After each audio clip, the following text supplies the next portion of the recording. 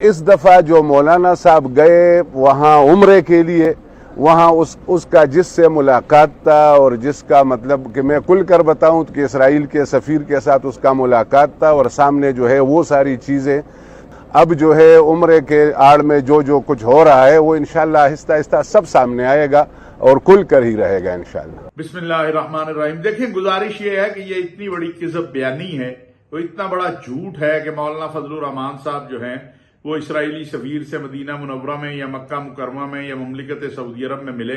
بھائی، مکہ اور مدینہ میں تو کافر آ ہی نہیں سکتا، وہاں تو ممنوع ہے کافروں کا آنا، تو خود خیال کرنا چاہیے جھوٹ بولتے ہوئے۔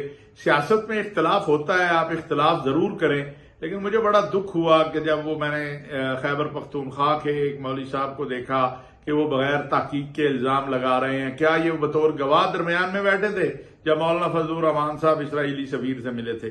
مولانا فضل ور رحمان صاحب عمرہ کرنے گئے، ان کے ساتھی ان کے ساتھ تھے، ہر جگہ کے اوپر سعودی عرب کی جو انتظامیہ ہوتی ہے، وہاں کے ادارے ہوتے ہیں، وہ موجود ہوتے ہیں۔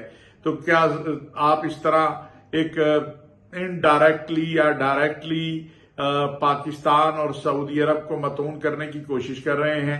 الحمدللہ پاکستان کا جو موقف ہے اسرائیل کے حوالے سے وہ بڑا واضح ہے، سعودی عرب کا بڑا واضح موقف ہے۔ دونوں ملک جو ہیں ان کا کوئی تعلق نہیں ہے اسرائیل کے ساتھ، کوئی تعلقات نہیں ہے۔ اور مولانا فضل ور رحمان صاحب نے اگر ملنا تھا تو انہوں نے وہ پاکستان میں مل لیتے، اگر اتنی ہی اسرائیلی سفیر سے ان کو ملنا ہوتا یا کسی اور جگہ مل لیتے۔ کوئی خدا کا خوف کریں، کوئی عقل استعمال کریں۔ اس حد تک جہالت میں ہمیں نہیں جانا چاہیے اور سیاسی مخالفت میں کہ ہم جھوٹ اور جھوٹا بیانیہ لے کر جو ہے اس کو پھیلائیں۔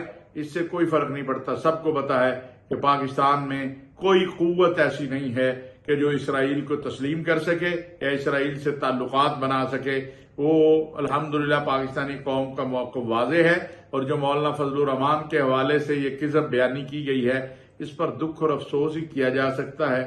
مولانا کی ویسے لیگل ٹیم کو چاہیے کہ ان کو عدالت میں بلائے تاکہ عدالت میں ان سے پوچھا جائے کہ بھائی بتاؤ کہاں مولانا ملے، کس جگہ ملے، اور یہ ماں سوائے اس پر کیا کہیں۔